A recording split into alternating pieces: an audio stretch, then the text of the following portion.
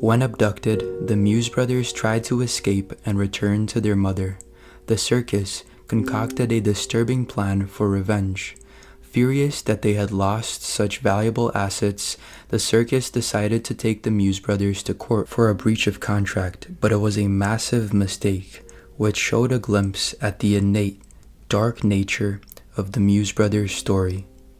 George and Willie Muse, born to Harriet Muse in Truvine, Virginia during the late 19th century, faced a harsh start in life. As impoverished African-American sharecroppers in Jim Crow South, their prospects were bleak from the beginning, but their misfortunes were about to take a darker turn. The Muse brothers were born with albinism, a rare genetic condition that gave them pale, almost white skin. This rarity made them targets of curiosity and, sadly, prejudice. Their unique appearance marked them as different and exposed them to the harshness of societal cruelty. Albinism wasn't their only struggle. Both brothers also had nystagmus, a condition that caused their vision to deteriorate gradually. This compounded, making their already challenging lives even harder as their sight slowly faded away. Despite their several health issues, George and Willie were expected to help in the fields. Their albinism made them unable to endure much time under the harsh Virginia sun, but they still did their best to contribute to their family's survival. Their efforts were met with harsh realities. Nystagmus exacerbated their suffering, causing extreme sensitivity to light. By the time they were young boys, the Muse brothers had deep lines etched in their foreheads from squinting against the sun's glare. Their lives were challenging, and the worst was yet to come. The exact details of what happened next are murky, but it's clear that the Muse brothers' lives were about to change dramatically. Their time under their mother's protection was ending, and a new chapter of exploitation was about to begin. Harriet, their mother, faced an impossible choice. Unable to provide for her sons and fearing the future in a racially divided Virginia, she decided that they needed a different kind of life. Her drastic decision would lead to their fateful journey away from home. Rumor has it that Harriet sold her sons to the circus promoter, James Herman Shelton, when his circus came through town. This act of desperation was meant to save them from a life of hardship, but it led them to a different kind of nightmare. Another darker version of the story suggests that Shelton lured the boys away with candy. This wasn't a fairy tale. Once he had them in his grasp, there was no magical escape for the brothers. Their ordeal was only just beginning. It's likely that Harriet allowed Shelton to promote her sons temporarily, expecting them to return home. Instead, Shelton abducted them, taking them far away from their mother and life in Truvine. Evidence strongly suggests that George and Willie didn't go with Shelton willingly. According to the biographer Beth Macy, the brothers' accounts for their abduction are the most credible, confirming that they were taken against their will. By 1899, the brothers were on display as a part of Shelton's freak show. They endured humiliation and demeaning acts as part of their public display, a far cry from their lives they had known before their abduction. They were advertised as ministers from Dahomey, a now defunct African kingdom. This was just one of the many false identities forced upon them. The brothers' portrayal as Eastman's monkey men and Ethiopian monkey men were one of the many dehumanizing roles they were made to play. Their treatment was cruel and inhumane, reflecting the circus' complete disregard for their dignity. Shelton dehumanized the Muse brothers even further by referring to them as the missing link between apes and humans. This outrageous claim was a part of a broader effort to exploit their uniqueness for profit. Two naive, unworldly circus members, the albino Muse brothers, were a somewhat frightening anomaly. These crowds would believe anything. For example, they would have believed that the brothers were not from Earth, they were aliens, and Shelton knew it. He sometimes referred to the brothers as Echo and Eco, ambassadors from Mars. This, along with the outrageous acts the brothers had to perform on stage, shows the extent at which the circus would go to profit from the brothers' disease. The Muse brothers were forced to perform grotesque stunts, including eating raw meat and biting the heads off live snakes. These humiliating acts were designed to shock and entertain, masking the brothers' true talents and desires. Despite the circus's cruel treatment, the Muse brothers had remarkable talent for music. They could play several instruments, including the banjo, saxophone, and ukulele, showcasing skills that went unnoticed by their exploiters. Willie, for instance, could play a song perfectly after hearing it just once.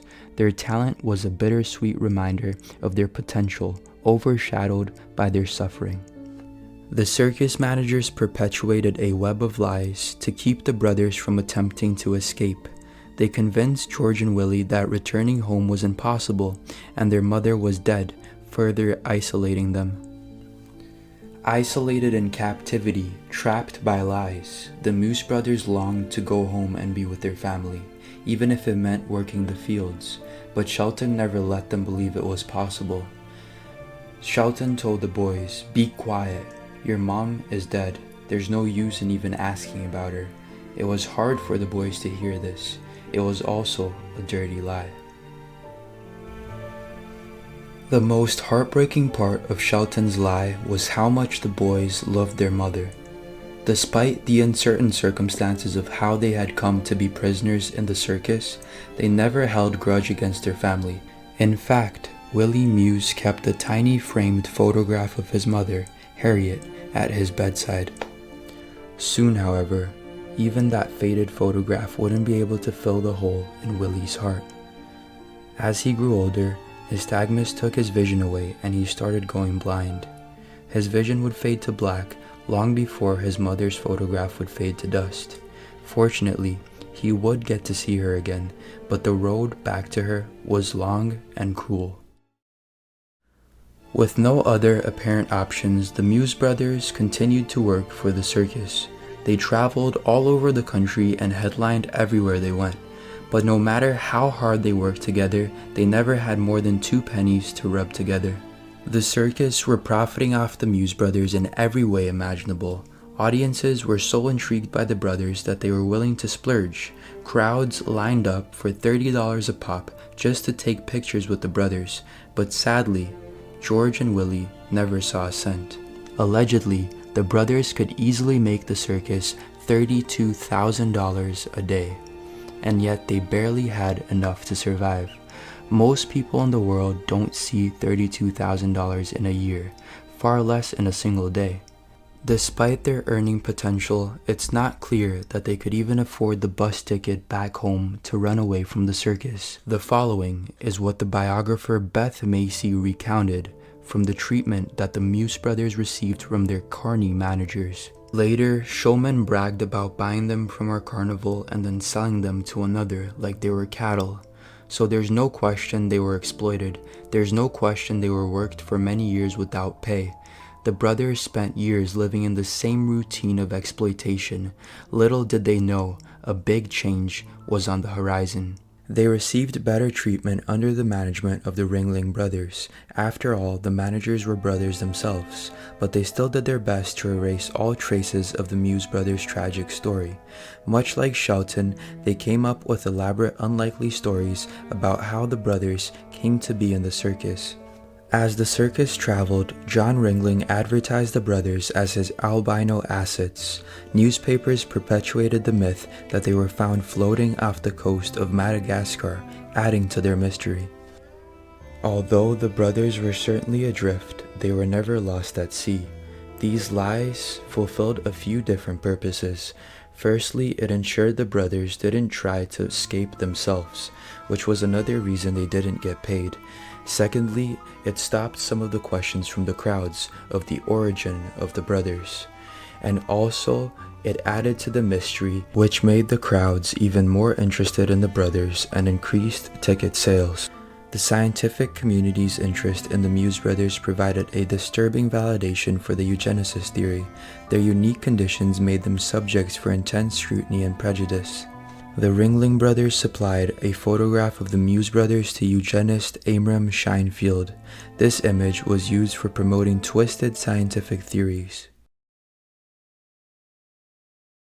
In his book, You and Heredity, Scheinfeld described the brothers in detail, highlighting their albinism and physical traits. His observations, however, served a darker agenda. Unknown to the Muse brothers, their 13 years of torment were about to come to an end. Back in Virginia, their mother Harriet was very much alive and had never forgotten about her sons. All of these years later, and Harriet had no way of knowing if her sons were even alive. That is to say, she had no way of knowing except divine intervention.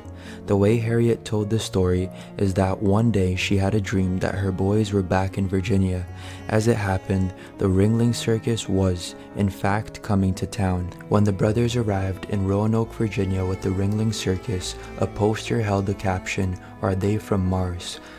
The poster claimed that the brothers had emerged from the middle of the Mojave Desert, but the crowds that attended the circus on that day were in for a different kind of show. During their performance of It's a Long Way to Tipperary, George and Willie noticed a black woman pushing through the crowd. They recognized her immediately. It was their mother. The brothers stopped their performance in disbelief. "There's our mother," George exclaimed. "Look, Willie, she's not dead." Freedom was finally within sight. They couldn't believe what they were seeing. Either it was an illusion, or they were seeing a ghost. Or perhaps their hardship was finally coming to an end. George and Willie rushed to their mother for a long-awaited reunion. However, the circus managers weren't going to let them go without a fight. Shelton rushed over to find out what was happening. Shelton confronted Harriet and the Muse brothers, but Harriet stood firm, refused to leave without her sons. The situation escalated until the authorities arrived. Harriet explained to the officers that she had allowed her sons to travel with the circus to make extra money, but Shelton had abducted them against her wishes. Her courage to stand up to the authorities was unwavering. The officers, realizing that the Muse brothers were not the exotic beings that the circus had portrayed them to be, allowed them to go free. George and Willie Muse were finally able to return home and reunite with their family. Both Shelton and the Ringling brothers were furious they had lost such valuable assets, so they planned a terrible revenge.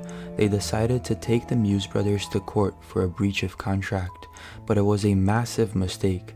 Harriet didn't just fend off the legal attacks against her sons, she fought back and won the brothers a massive settlement in stolen wages.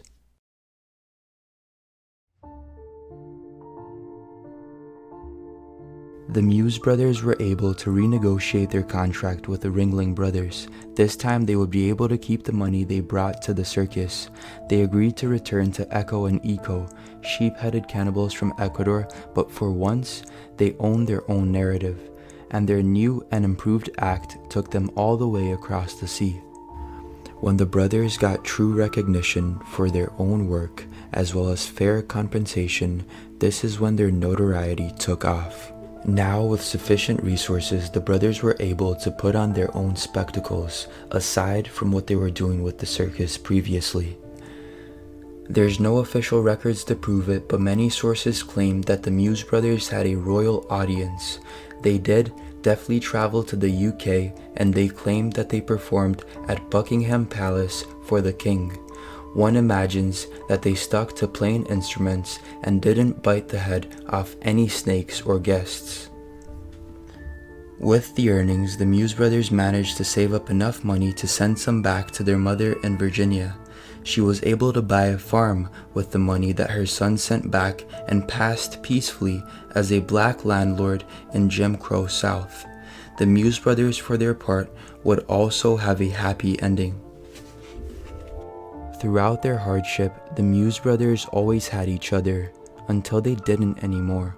Despite their rare genetic conditions, health complications, and low life expectancies, both lived to ripe old ages.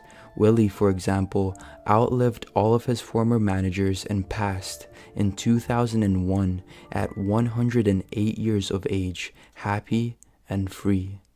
If you enjoyed this video, we'd highly appreciate it if you gave it a thumbs up. You're also invited to check out the companion